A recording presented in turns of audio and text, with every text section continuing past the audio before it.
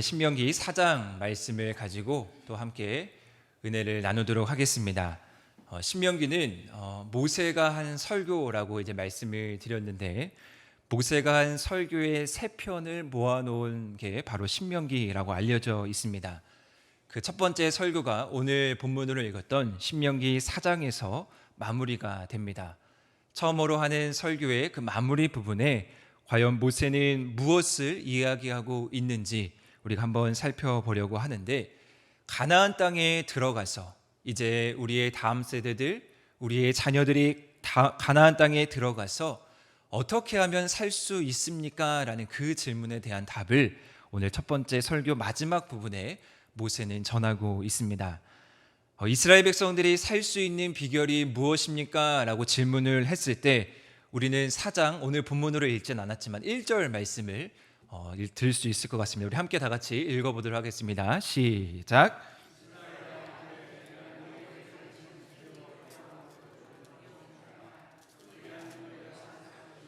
너희 조상의 하나님 여호와께서 너희에게 주시는 땅에 들어가서 그것을 얻게 되리라. 네, 그렇습니다. 이스라엘 백성들이 살 수 있는 비결은 하나님께서 가르치는 규례와 법도를 준행하라. 그리하면은 이스라엘 백성들이 가나안 땅에 들어가서 그것을 차지하고 문제없이 살아갈 수 있다라는 것입니다. 가감하지 말고 여호와의 명령을 있는 그대로 지키는 것, 그것이 살 수 있는 비결이었습니다. 자, 이런 이야기를 하면서 한 가지 뒤에 3절 말씀에 보시면 백성들이 살지 못했던, 다시 말해서 죽었던 일화를 소개하고 있습니다. 바알부올, 우상을 숭배했던 일인데요, 3절 말씀에 이렇게 기록되어 있습니다. 여호와께서 바알부올의 일로 말미암아 행하신 바를 너희가 눈으로 보았거니와 바알부올을 따른 모든 사람을 너희 하나님 여호와께서 너희 가운데에서 멸망시켰으되, 이 일은 앞선 민수기 25장에 나타난 일입니다. 이스라엘 백성들이 모압 여자들과 음행을 하기 시작했고 바알부올에게 가담하여서 하나님이 그것에 대하여서 진노하시는 일입니다. 우상을 숭배하고 부도덕한 일을 행한 그 결과가 어떻게 민수기 25장에 나타나냐면요, 그 일에 가담한 모든 사람들이 연병으로 인해서 죽게 됩니다. 살 수 있는 규례와 법도, 명령을 지키라고 말씀하면서 하나님은 다시 한번 이 바알부올을 숭배했던 일을 말씀하시면서 우리가 살 수 있는 비결에 가장 중요한 것이 무엇인가, 즉 우상 숭배를 하면 안 된다라는 것을 다시 한번 하나님은 말씀하고 있습니다. 하나님을 섬기면 살 수 있는 것이고요, 다른 신을 섬기면 죽게 된다라는 것입니다. 그리고 그 우상의 이야기를 본격적으로 나열하기에 앞서 반드시 이스라엘 백성들이 기억해야 하는 일을 한 가지 또 말씀하시는데요, 그것이 바로 9절 이후에 나타나 있습니다. 모세와 1세대 이스라엘 백성들에게 있어서 가장 중요한 사건이 어떤 사건이겠습니까? 아마 그들이 하나님으로부터 명령을 받았던 호렙산, 즉 시내산 사건이었습니다. 하나님께서는 9절, 10절, 11절 그 말씀 가운데에서 이 호렙산 사건을 다시 한번 이스라엘 백성들에게 전하고 있습니다. 이 사건은 어떤 사건이냐면요, 이제 이스라엘 자손들이 애굽 땅에서 애굽으로 출애굽을 해서 나오는데 3개월쯤 됐을 때 시내 광야에 이르게 되었습니다. 백성을 대표해서 모세가 하나님 앞에 올라가고요, 하나님의 말씀을 이제 모세가 대언하기 위해서 그 가운데 올라갑니다. 하나님은 모세를 통해서 이제 내려가서 백성들에게 말씀을 전하라고 하는데, 백성들에게 성결함을 요구하고요, 셋째 날이 되면 하나님께서 온 백성에게 시내산에서 강림하실 것을 이야기합니다. 그리고 셋째 날이 되던 날 어떤 일이 일어나냐면 우레와 번개와 빽빽한 이 구름들이 산 위에 있고 나팔 소리가 크게 일어납니다. 그리고 거기서 여호와께서 불 가운데에서 강림하시게 되는 것이죠. 그로 인해 온 산에 연기가 나고 크게 진동하게 되었다라고 성경은 기록하고 있습니다. 그렇게 하나님께서는 호렙산 시내산에서 불길 가운데에서 십계명의 말씀을 모세를 통해서 온 백성에게 말씀하시고 있습니다. 하나님은 우상 숭배의 문제를 이야기하면서 이 시내산 사건, 호렙산 사건, 백성을 모아서 하나님의 음성을, 하나님의 말씀을 들려주셨던 그 일을 먼저 기억하라고 말씀합니다. 그리고 여기서 가장 중요한 한 가지, 이 호렙산 사건 가운데에서 하나님이 이러한 말씀을 하십니다. 12절 말씀에 보시면 우리 다 같이 한번 읽어보겠습니다. 시작.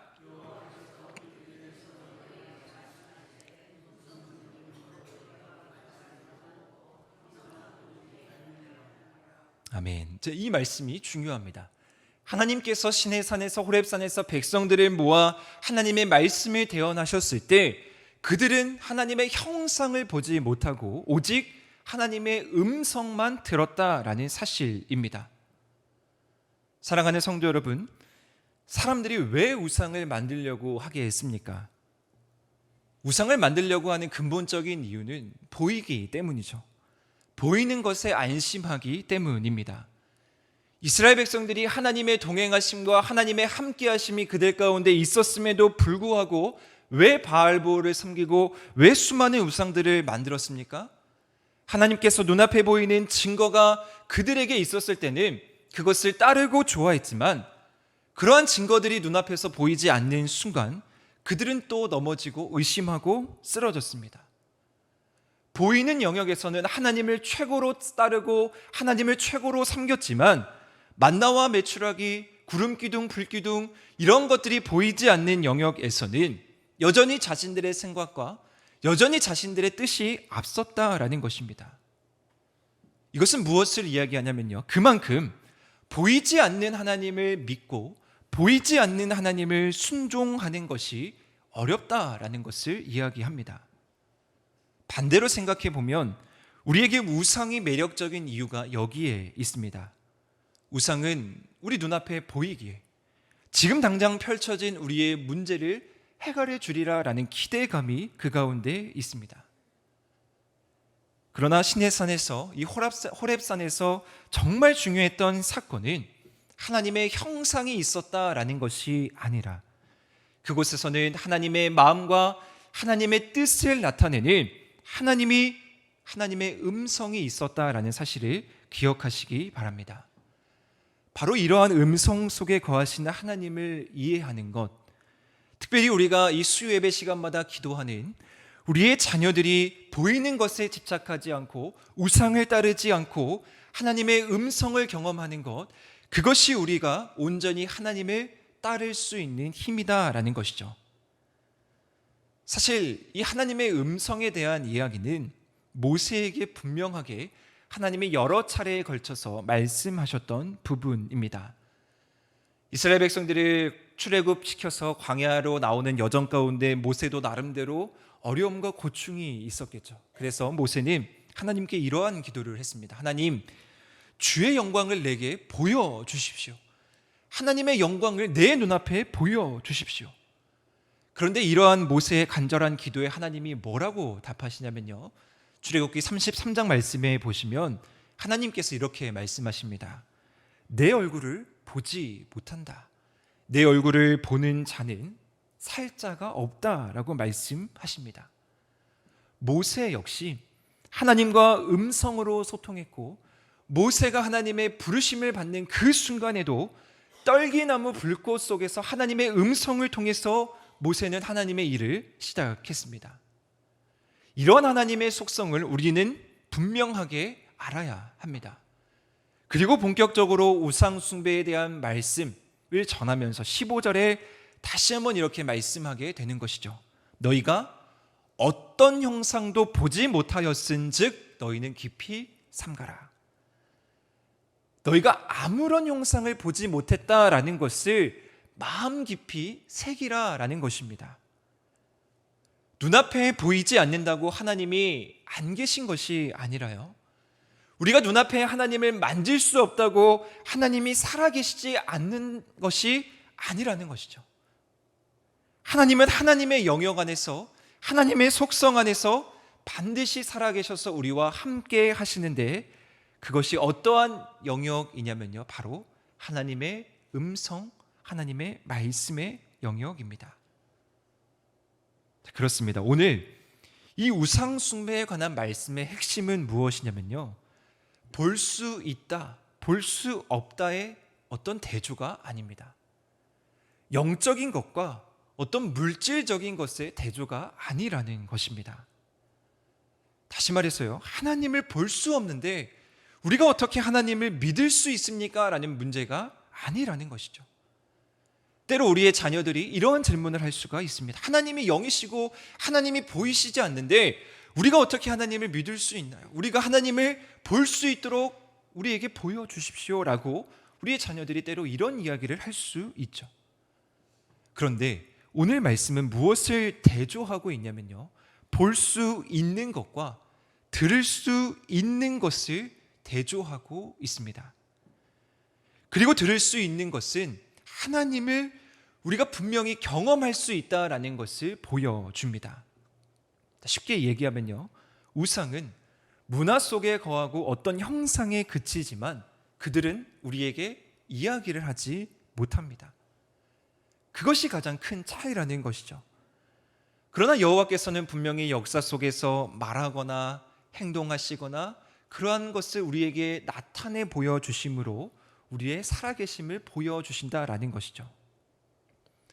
국립중앙박물관에 가면 가장 인기 있는 장소가 한 곳이 있다고 하는데, 그 장소가 2층의 사유의 방이라고 합니다.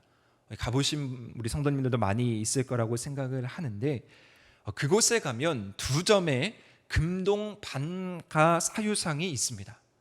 고개를 숙이고 얼굴을 뺨에 오른손에 대고 살짝 깊은 명상에 잠긴 그 반가 사유상을 한 번쯤을 다들 보셨을 것입니다. 대표적인 이 불교의 조각품인데요, 많은 사람들이 그곳에 찾아와서 그 모습을 보고 평안함을 느끼고 안도감을 느낀다라고 합니다. 그리고 그 국립중앙박물관에서 가장 비싼 유물로 그것이 바로 꼽힌다고 합니다. 물론 그것을 값어치로 매길 수는 없지만 굳이 전문가가 따지자면 그 값어치가 약 1,000억 원 정도의 값어치를 매겨진다고 합니다. 자, 그런데요, 그 금동 방가 사유상도 분명하게 형상은 존재하지만, 분명하게 옅은 미소는 띠고 있지만 그것이 우리에게 말을 전해줄 수는 없습니다. 아무리 가치가 1,000억 그 이상이 있다 할지라도 그것은 그냥 형상일 뿐이죠. 그것이 우리에게 어떤 말을 전해주고 그것이 우리에게 어떤 길을 보여주는 것이 아니라는 것이죠. 반면 우리가 믿는 하나님은 어떻습니까? 물론 우리가 하나님을 눈으로는, 형상으로는 볼 수는 없지만 하나님께서는 누구보다 유창하게 우리에게 말씀하시고요, 누구보다 확실하게 자신이 사랑하는 백성들을 위해서 약속하시고 사랑을 전하시고 선물을 전하시는 분이 바로 우리 하나님이라는 사실입니다. 그런데 왜 우리는 눈에 보이는 것에만 집착하고 눈에 보이는 것에만 따르고자 한단 말입니까? 우리가 이 말씀을 준비하면서 그러면 과연 하나님을 온전히 따르게 하기 위해서, 특별히 우리의 자녀들에게 하나님의 음성이 거하시는 그 하나님의 따름을 우리가 어떻게 전해줄 수 있을까? 이 시간 3가지로 좀 말씀을 정리해 보고자 합니다. 첫째는 우리가 이 하나님을 온전히 따르기 위해서는 이 모든 것의 출발이 바로 창조주 하나님의 바른 인식이 있어야 된다라는 것을 우리의 자녀들에게 전해주시기를 바랍니다. 하나님의 말씀을 듣고요, 하나님의 음성을 들을 수 있는 그 시작은 어디에서부터 오냐면요, 창조주 하나님을 인정하는 데에서부터 옵니다. 우리가 이 우상을 만드는 이유가 무엇일까 곰곰이 생각해 보면 많은 사람들이 이 창조주 하나님을 인정하지 않기 때문이죠. 창조주 하나님께서 이 땅을 창조하실 때 하나님의 형상이 나타나셔서 창조하셨습니까? 창세기 1장, 창세기 2장 말씀에 보시면 창조주 하나님께서도 말씀으로 이 세상을 창조하셨습니다. 그리고 오늘 본문으로 읽은 이 16절 말씀에 우상을 만들지 말라라고 이제 이스라엘 백성들에게 권하면서 그것을 나열한 순서들을 우리가 쭉 보시면요, 이 목록들이 완벽하게 창조의 순서를 역행하고 있는 것을 볼 수 있습니다. 너희들이 우상을 만들지 말아야 하는데 하나님께서 제일 마지막 날에 말들었던 인간을 가장 먼저 이야기합니다. 남자의 형상, 여자의 형상을 만들지 말라. 그리고 다섯째 날에 만든, 넷째 날에 만든 땅의 짐승, 하늘에 나는 새, 곤충, 물고기, 하늘의 해와 달, 별, 천체, 그런 것들을 만들지 말고 우상 숭배하지 말라라고 구체적으로 기록하고 있습니다. 오늘 이 신명기 저자가 하나님을 통해서 이렇게 기록한 데는 분명히 이유가 있습니다. 우상 숭배는 하나님이 자신의 백성을 위해 궁극적인 이 구원의 약속을 더럽히는 것은 물론 하나님의 창조 질서를 완벽하게 왜곡하는 사실이 바로 우상 숭배다라는 것입니다. 그래서 우리가 믿음을 가질 때, 그래서 우리가 하나님 한 분만을 섬길 때 가장 먼저 요구되는 사항은 무엇이냐면요, 창조 질서를 바르게 이해하는 것입니다. 성경을 펴서 제일 먼저 나오는 창세기 1장 1절, 태초에 하나님이 천지를 창조하시니라. 이 말씀을 받아들이지 않고서는 우리가 성경 전체를 결코 이해할 수 없다라는 것이죠. 창세기 1장, 창세기 2장에 나온 말씀들을 받아들이지 않고서는 하나님을 온전히 바라볼 수 없다라는 것입니다. 우리가 창조의 질서를 이해한다라는 것은 우리가 하나님을 한 분으로 인정합니다라는 고백과도 같습니다. 따라서 사랑하는 우리의 자녀들에게, 또 우리의 다음 세대들에게 우리는 이 창조주 하나님의 올바른 질서를 잘 알려주고 가르쳐 주어야 합니다. 왜냐하면요, 얼마나 하나님의 질서를 왜곡하는 일들이 우리 주변에서 손쉽게 일어나고 있는지 우리는 경각심을 가지고 바라봐야 되는 것이죠. 창조의 질서를 거스르는 일들이 너무나 많이 일어나고 있습니다. 많은 이 젊은이들 사이 가운데, 그리고 심지어 그리스도인들이라고 말하는 우리 다음 세대들조차도 이 창조의 질서를 거스르는 일 가운데에서 명확한 답을 내리지 못하고 있는 상황입니다. 그리고 나름대로 신앙인이라고 말하는 우리의 자녀들도 이 신앙의 영역에 있어서도 비판적이고 논리적인 것을 요구하면서 아름다운 전통의 근간을 흔들고 있습니다. 왜냐하면 요즘 젊은이들은요, 있는 그대로를 받아들이기가 어렵습니다. 자신들이 가지고 있는 지식과 자신들이 가지고 있는 바탕으로 평가하려고 합니다. 그리고 수많은 자료들과 수많은 이야기들이 주변에 난무하고 있죠. 무신론자들이 쓰여지는 책들이 베스트셀러가 되어서, 진화론자들이 쓰여지는 책들이 베스트셀러가 되어서, 하나님이 없다라고 이야기하는 증거들이 많은 인문학적인 그런 책들을 접하면서 성경의 진리를 왜곡하는 일들이 우리 주변에서 너무나 쉽게 벌어지고 있다라는 것입니다. 그러면서 그들이 주장하는 것은 무엇이냐면요, 눈앞에 보이는 부분으로, 내가 알고 있는 부분으로, 내가 이해하고 있는 부분으로 나는 나의 신앙을 지키겠습니다라고 이야기합니다. 그리고 그것을 이해해 주지 않으면 도리어 우리에게 꽉 막혔다고 이야기하는 것이 오늘 우리 자녀들 세대의 모습입니다. 열심히 나의 우상을 만들어가고 있습니다.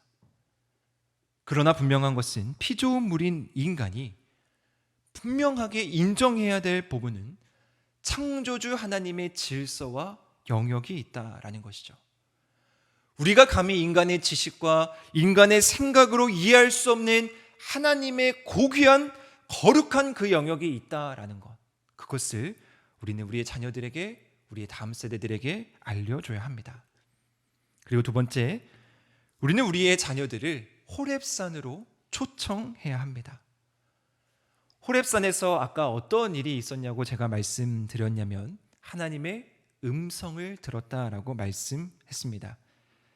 하나님께서 우상 숭배를 하지 마라 라고 이스라엘 백성들에게 말씀하시면서 호렙산 사건을 다시 한번 이야기한 이유는 그것이 그만큼 중요하기 때문이죠.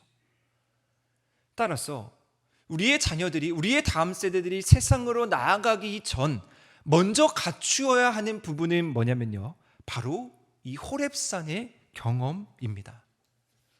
음성 가운데 거하시는 하나님을 그들이 경험해야 되는 것이죠.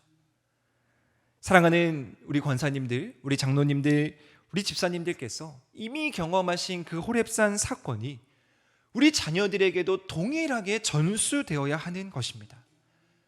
불길 가운데 임하셔서 말씀으로 역사하시는 하나님이죠.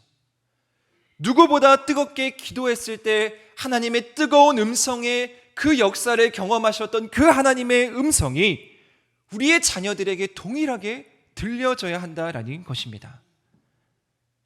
우리의 자녀들, 우리의 다음 세대들에게 이 호렙산에서 임하신 하나님을 경험하게 해주는 것이 우리 부모 세대의 가장 큰 임무라고 여겨집니다.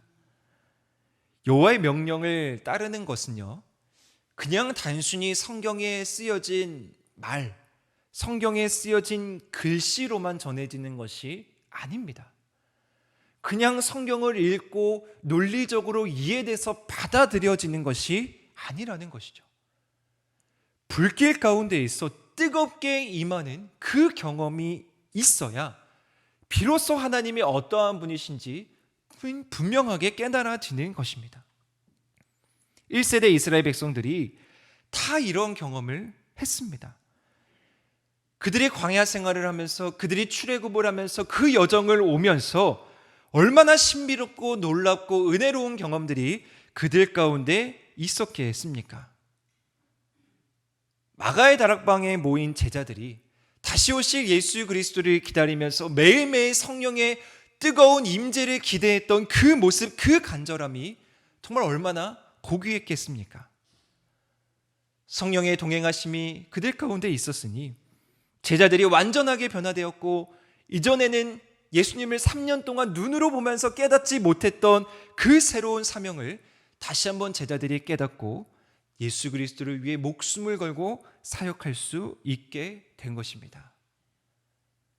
사랑하는 성도 여러분, 이 확신, 이 경험이 우리의 사랑하는 자녀들에게도 필요합니다. 하나님께서 말씀하시는 명확한 음성이 우리의 자녀들 가운데 들려줘야 합니다. 그래야 우상 숭배하지 않고 실수하지 않고 온전히 주님을 따를 수 있습니다. 그래야 말로만 내가 교회 다닌다, 내가 예수님의 제자라고 고백하는 것이 아니라 우리의 삶의 모든 방향이 예수님으로 옮겨질 수 있는 것입니다. 제 개인적인 간증을 좀 한 가지 하자면요, 저는 다들 잘 아시다시피 목회자 자녀로 자랐습니다. 담임 목사님이 아버지셨습니다. 아버지께서 늘 말씀하셨던 한 가지가 있었는데, 그것이 무엇이냐, 모든 성도님들에게 또 그 다음 세대 자녀들에게 인격적인 만남을 하십시오, 성령 체험을 하십시오라는 것을 많이 강조하셨습니다. 그래서 부흥회고 수련회고 늘 이 기도 제목을 가지고 기도했던 것 같습니다. 그래서 저와 함께 중고등학교 청년부 시절을 보냈던 형들, 또 누나들, 친구들, 동생들은 다 인격적인 만남을 하고 성령 체험을 하고 소위 방언을 하고 여러 가지 경험을 하면서 간증을 나눴던 그런 기억이 있었습니다. 그런데 명색이 제가 이제 목사 아들인데 저는 그러한 경험이 없는 거예요. 목사님께서, 담임 목사님인 아버지께서 그런 인격적인 만남을 해라, 성령 체험을 해라 날마다 외치시는데 정작 저는 그런 경험이 없었습니다. 어디 가서 이 말도 하지 못하고 혼자 끙끙 앓면서 도대체 어떻게 해야 인격적인 만남을 할 수가 있을까? 하나님의 음성이 정말 들리는 걸까? 하나님이 내 눈앞에 보여지는 걸까? 성령 체험이라는 것이 도대체 무엇인가? 혼자 끙끙 앓았던 기억이 있습니다. 우리 언제까지 그런 고민을 했냐면요, 고등학교 2학년, 고등학교 3학년까지 그런 고민을 했습니다. 당연히 아버지께서 목사님이시기 때문에 교회에 가는 것은 너무나 자연스러운 일이었고, 저는 주일에 교회를 가지 않으면 죽는 것처럼 여겼던 사람 중에 한 사람이었습니다. 그런데 제 안에 인격적인 경험, 성령 충만함에 대한 경험이 없었던 것이죠. 그렇게 고2에서 고3이 넘어가는 그 겨울에 제가 제 마음 가운데 딱 이런 생각이 들더라고요. 이번 기회가 아니면 안 되겠구나. 이 겨울 방학에, 이 기간에 내가 성령 체험을 하지 않고 인격적인 만남을 하지 않으면 나는 평생에 그런 경험을 못하고 그냥 신앙생활 하겠구나. 아버지의 체면도 한번 살려줘야 되고, 남들은 다 성령 체험하고 인격적인 경험을 했는데 왜 나만 못할까라는 이 마음을 가지고 겨울 수련회를 정말 그 당시 2달, 3달을 기도하면서 준비했던 것 같습니다.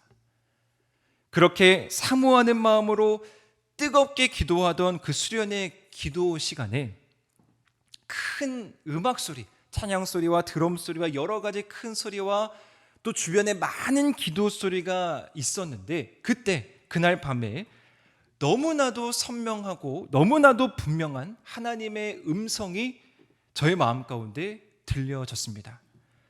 마음이 뜨거워졌고요, 저절로 눈물이 나면서 그렇게 외치던 인격적인 만남을 하게 된 것이죠. 아직도 그 음성이, 하나님께서 저에게 들려주셨던 그 음성이 제 마음속에, 제 머릿속에 자리하고 있습니다. 그리고 저는 한 번도 제가 목회자가 되겠다고 생각해 본 적은 없었습니다. 학창 시절에. 아마 그 음성이 제가 지금 이 자리에 목회자로 설 수 있었던 시작이 된 것 같습니다. 사랑하는 성도 여러분, 하나님께서는 반드시 사모하는 자에게 하나님의 음성을 들려주십니다. 그리고 하나님의 음성이 명확하게 들리게 되면 결코 방황하지 않습니다. 설령 흔들릴지라도 반드시 돌아오게 됩니다. 이 자리에 계시는 우리 사랑하고 존경하는 장로님, 권사님, 집사님들이 다 인격적으로 경험했던 그 하나님이 우리에게서만 끝나는 것이 아니라 동일하게 우리의 자녀들 가운데 있기를 기도해야 하는 것입니다. 마지막으로요, 우리는 우리 자녀들에게 헌신과 희생을 알려줘야 합니다. 과거 우리가 얼마나 많이 우상을 물리치기 위해서 노력했습니까? 신방을 가보면 우리 권사님들께서 하나같이 하시는 이야기가 있습니다. 시아버지의 등살에 못 이겨 교회에 나가기를 고민하며 목숨을 걸고 교회에 나왔다. 불교 문화에 있었는데 나로부터 제사를 지내지 않고 내가 온 집안을 기독교화 시켰다. 불교와 유교의 문화 속에 젖어 있는 우리나라가 기독교가 들어온 지가 얼마 되지 않았죠. 120년, 130년, 많게 잡아야 150 되는 세월 가운데 얼마나 많이 보이지 않는 곳에서 선조들이 이 신앙을 지키기 위해서 목숨을 걸고 싸웠겠습니까? 여기에 계신 우리 권사님, 장로님들도 그러한 개개인들에 대한 기억들이 다 있으실 것입니다. 그때는 타협이 없고 누구보다 철저했고 누구보다 단호했습니다. 그렇게 우리 권사님들께서 높게 기독교라는 그 벽을 아주 아름답게 쌓아 올려 놓으셨습니다. 목숨과도 바꿀 수 없는 그 신앙을 지금까지 지켜오면서 지금까지 그 신앙의 벽을 세워왔다라는 것이죠. 그런데 그 신앙의 벽이 허물어지고 있는 것을 보면 안타깝지 않으십니까? 너무나 쉽게 우상 숭배이지도 모르는 일들이 그런 우상들이 우리의 삶을 뒤덮고 있습니다. 무엇이 빠져 있습니까? 신앙의 헌신과 희생이 결여되어 있습니다. 신앙생활도 그저 편안하게 자신의 안위를 생각하며 자신의 이익을 생각하며 하기 때문입니다. 하나님을 하나님으로 인정해야 되는데 하나님을 우상과 동등하게 여기며 우리는 신앙의 벽을 허물고 있습니다. 오늘 마지막 24절에 하나님이 어떤 하나님으로 소개되고 있습니까? 우리 다 같이 한번 읽어보도록 하겠습니다. 시작.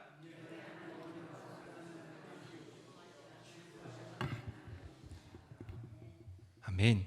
성경에 질투하시는 하나님이라는 표현이 좀 어색하지 않으십니까? 하나님께서 우리를 향해서 질투하신다라는 것은 어떤 의미일까? 참 많이 이 말씀을 준비하면서 이것을 묵상한 것 같습니다. 이것은 하나님이 우리를 사랑하시는데 그 어떤 것도 허용하지 않으시고 철저하게 그리고 치열하게 우리를 사랑하시는 것이 바로 이 질투라는 표현에 담고 있습니다. 즉, 우리가 우상을 만들고 우리가 한눈 팔고 우리가 하나님 외에 다른 것을 바라보면 누구보다 뼛속까지 아파하시고 슬퍼하시고 눈물 흘리시는 분이 바로 질투하시는 하나님이라는 사실이죠. 하나님께서 전지전능하시고 창조주이신 하나님께서 보잘것없는 우리를 향해서도 치열하고 누구보다 애타는 마음으로 우리를 질투하실 정도로 사랑하시는데, 그런데 우리가 어찌 하나님을 헌신과 희생 없이 그저 받고 누리며 편안하게 나아갈 수 있겠습니까? 하나님의 우리를 질투하시면서까지 사랑하시면 우리도 그만큼 하나님에 대한 사랑으로 보답하는 삶을 살아가야 한다라는 것입니다. 사랑하는 우리 하늘의 모든 성도 여러분, 우리는 오늘 이 예배를 통해서 부모 세대로서 하나님께 지혜를 구하기를 소망합니다. 어떤 지혜를 구하냐면요, 어떻게 하나님의 음성을, 내가 들었던 음성, 내가 했던 경험을 어떻게 우리 자녀들에게, 우리 손주들에게 전해줄 수 있을까? 어떻게 그 치열하신 하나님을 사랑하는 우리 자녀들이 경험할 수 있을까? 그 지혜를 우리는 간절히 구해야 합니다. 분명한 것은요, 하나님은 사랑하는 우리의 자녀들에게, 우리의 손주들에게, 우리의 다음 세대들에게 지금도 하나님의 음성을 들려주고 싶어 하십니다. 하나님은 사랑하는 우리의 다음 세대들이 하나님의 뜨거운 사랑을 알기를 누구보다 원하시는 분입니다. 왜냐하면요, 하나님은 질투하시는 하나님이시기 때문이죠. 혹 이 자리 가운데 우리의 자녀들 가운데 하나님의 음성을 거부하며 살아가는 자녀들이 있으십니까? 이 시간 간절히 기도하기를 바랍니다. 혹 우리의 자녀들 가운데 하나님의 사랑을 인정하지 않고 세상을 사랑하면서 우상을 만들면서 살아가는 자녀들이 있습니까? 이 시간 하나님의 음성과 하나님의 사랑이 우리의 자녀들에게 전해질 수 있도록 기도하시기를 바랍니다. 왜냐하면요, 우리가 살 수 있는 유일한 방법이 이것밖에 없기 때문입니다. 얼마나 험난하고 얼마나 어려운 세상을 우리가, 또한 우리의 자녀들이, 우리의 다음 세대들이 살아가고 있습니까? 정말 정신을 똑바로 차리고 하나님 한 분만을 바라봐도 부족한 세상입니다. 그런데 우리에게는 주인이 너무나 많이 있죠. 돈을 쫓아가고 명예를 쫓아가고 권력을 쫓아가고 그저 세상 사람들과 다를 바 없는 그것을 쫓으며 그것이 우리의 인생의 주인이고 그것을 얻으면 성공했다고 표현합니다.